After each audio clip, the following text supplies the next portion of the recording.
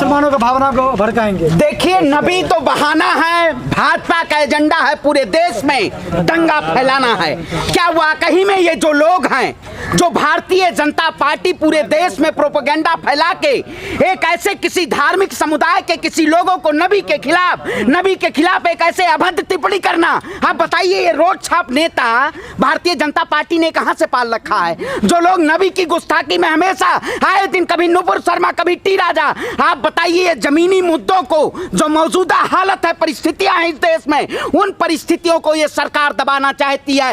ये जालिम सरकार, ये तानाशाही सरकार, जब देश के प्रधानमंत्री लाल किले के प्राचीर से तकरीर दे रहे थे, तब इस देश की जनता को केवल गुमराह करने का काम करते थे। प्रधानमंत्री जी आज कहां हैं आप? जब एक लोग आपके हैदराबाद से जब आवाज उठा के और नबी को जब गुस्ताखी अभद्र टिप्पणी करते हैं तो आपका जवाब नहीं आता है। आप कहते हैं देश में सबका साथ सबका विकास की बात करते हैं, बताइए कौन से प्रधानमंत्री का कहां गया जुमला?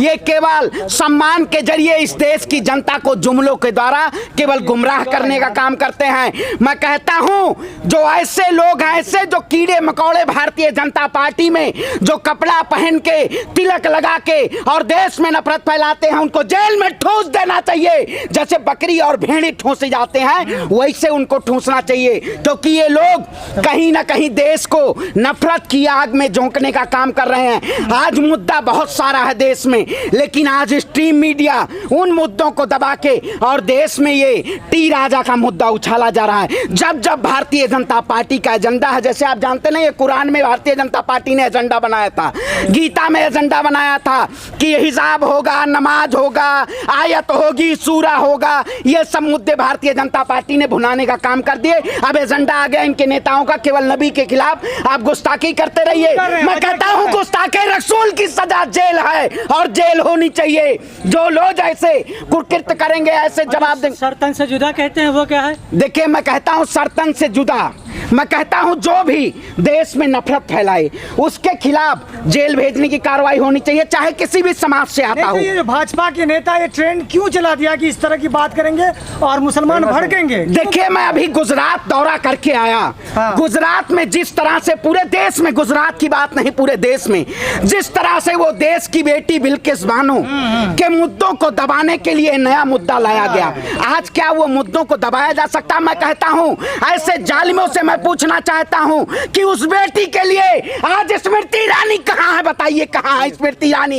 ये दिल मिला बोल रहा है, मैं खून खोल रहा है। बिल्किस बानो जैसी बेटी के साथ 15 सदस्यों के साथ हत्या हो जाती है, 3 साल की बच्ची को कूट कूट के मार दिया जाता है और देश की जनता, शायद आज भारत सोया हुआ है। इसी भारत को सोने की चिड़िया कहते थे हम, वही भारत की कल्पना करते थे हम, उसी भारत के एकता, अखंडता और संपूर्णता की बात करते थे। क्या आज उसको तार तार कर दिया गया है? ये देश के प्रधानमंत्री जब सवाल में जब आप कहते थे सारी मुस्लिम महिलाएं मेरी बहन है, आज प्रधानमंत्री जी चुप्पी तोड़िए। आप क्यों नहीं चुप्पी तोड़ रहे हैं? बताइए पत्रकार महोदय, आप लोगों से भी जवाब है, सवाल करना लाजमी है आप लोगों का। है कि गुजरात से हम आए हैं, लेकिन उसी गुजरात में उनको लोग मिठाइयाँ खिला रहे हैं, तिलक लगा रहे हैं, आपको भी तिलक लगा हुआ है। देखिए, तिलक तराजू और तलवार ये कहीं ना कहीं नफरत नहीं फैलाने का वो देता है, ये केवल प्यार और सामाजिक सौहार्द की बात करता है। चाहे जो लोग अब तिलक लगा के आप किसी भी धर्म के प्रति, किसी भी आस्था के प्रति आप नफरत की भाषा बोले, मैं यहाँ से आपके मंच के माध्यम से किसी भी धार्मिक समुदाय को मैं अभद्र टिप्पणी करूं तो ये क्या लाजमी है? कहीं ना कहीं ये जो जालिम लोग हैं जिनको मिठाइयाँ खिलाई गई, आखिर उसमें महिलाएं भी थी। मैं उन महिलाओं से पूछता हूँ, मैं उस विधायक से पूछता हूँ जिसने कहा कि संस्कारी लोग हैं, अरे मैं भी ब्राह्मण परिवार से आता हूं, लेकिन खून खौलता है जो हमारे समाज को गंदा करते हैं। आप बताइए 2002 की दंगा में वो क्या दिन थे, वो रात क्या था, वो मंजर क्या था? आपको याद है? उस मंजर को जब याद करेंगे तो कहीं ना कहीं आपको उसमें एक ऐसी लालिमा, एक ऐसा रक्त भरा लाल गुजरात दिखेगा कि आपका खून खौलेगा। लेकिन इस खून की कसम, इस रक्त की कसम जब तक बिल्किस बानो के दोषियों को जब तक फांसी के फंदे पे नहीं लटकवा देता तब तक ये श्रवण पांडे ब्राह्मण का बेटा है, ब्राह्मण की सौगंध खाता है, तब तक रुकेगा नहीं, ना झुकेगा। मैं तो दाहोद जिले ब्राह्मण का विरोध कब से करने? अरे बात बताइए, मैं दरिंदों का विरोध करता हूँ। आप कैसे पत्रकार महोदय पत्रकार हैं, चश्मा लगा के आजकल तो यही चल रहा है ना, जातिवाद बहुत चल रहा है। अरे आप बताइए चश्मा वो जातिवाद कैसे उनको ला सकते हो? दरिंदे हैं, वो जालिम हैं। थोड़ा क्यों किया सरकार के? मैं कहता हूँ सरकार उत्तर प्रदेश में, वहाँ गुजरात में दंगा कराना चाहती है क्योंकि गुजरात चुनाव आ रहा है। गुजरात की जनता ने जिस तरह, मैं दाहोद जिले में गया, वो बताइए बिल्किस बानो का जो गांव था, वो बेटी वहाँ पे नहीं है। उन्होंने 15 से 20 बार उन्होंने अपना आशियाना चेंज कर चुके हैं। क्या वाकई में उनको डर नहीं है? मैं कहता हूँ जो ऐसे आरोपी हैं ये केवल बीजेपी मुद्दा बनाना चाहती है, हिंदू और मुसलमान का। गुजरात में बेरोजगारी चरम पे है, शिक्षा व्यवस्था चरमराई हुई है, वहाँ की महंगाई आम जनता के लिए कंगाल बना चुकी है। और ये सरकार एजेंडा के जरिए, नवंबर में चुनाव है पत्रकार महोदय, लेकिन ये अंजना ओम कश्यप, चित्रा त्रिपाठी जो ऐसी बैठी हुई हैं, स्ट्रीम मीडिया में महिलाएं हैं, आज इनके मुंह में क्या टेप लग चुका है। सिंधु बिल्किस बानो को रब्बी शेरगिल जो एक सरदार है, सिंगर है, उन्होंने सुरक्षा देने की बात की है। बिल्कुल उन्होंने, मैं स्वागत, उन्होंने कहा कि बिल्किस बानो का पूरा सरदार सरकार से बिल्कुल है।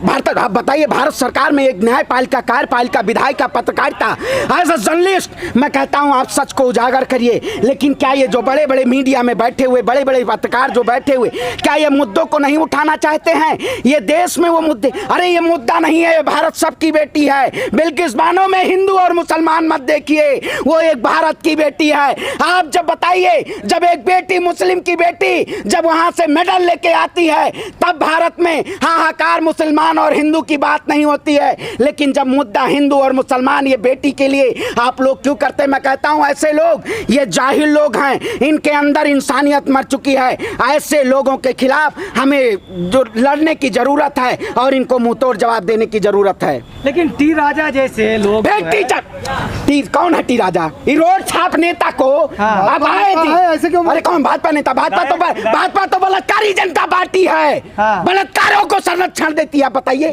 बीजेपी बलात्कारों को संरक्षण देती है, तो क्या करेंगे उसमें? लेकिन इस तरह के लोग जो है भाजपा में बहुत है और टिप्पणी जानबूझ के करते हैं, करवाया जाता है। ये बताइए। देखिए, ये प्रोपेगेंडा है, सिलेबस है, इसको करवाया जाता है कि मुद्दा आज देखिए पूरे देश में जगह जगह पे बिल्किस बानो के न्याय के लिए, जस्टिस के लिए, we want justice for Bilkis Bano. क्यों नहीं न्याय मिलना चाहिए? न्याय की आवाज उठ रही है, तो उस मुद्दे को दबाने के लिए सरकार टी राजा का मुद्दा ले आती है। इससे पहले आपने देखा होगा जब देश में अग्निपथ जैसी योजना लाई सरकार, तब उस मुद्दा को दबाने के लिए नई योजना को लाया गया। क्या वाकई में देश की वो सरकार जो बैठी हुई सत्ता में है, इस देश की जनता के लिए है?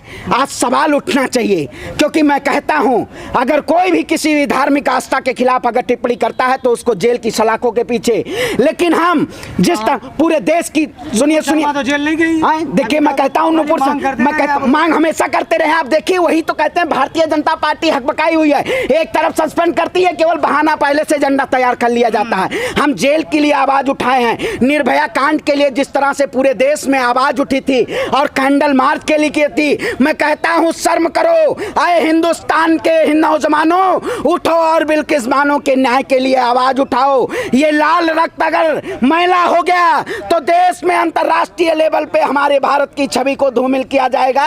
लोग कहेंगे भारत एक ऐसा देश है जहां पे बहन बेटियों का बलात्कार होता है और उनको न्याय के लिए छोड़ दिया जाता है। क्या ये सरकार जुल्म के खिलाफ जो कहती थी सबका साथ, सबका विकास, सबका प्रयास, सबका विश्वास, इस सरकार ने सबका विनाश करने का काम किया।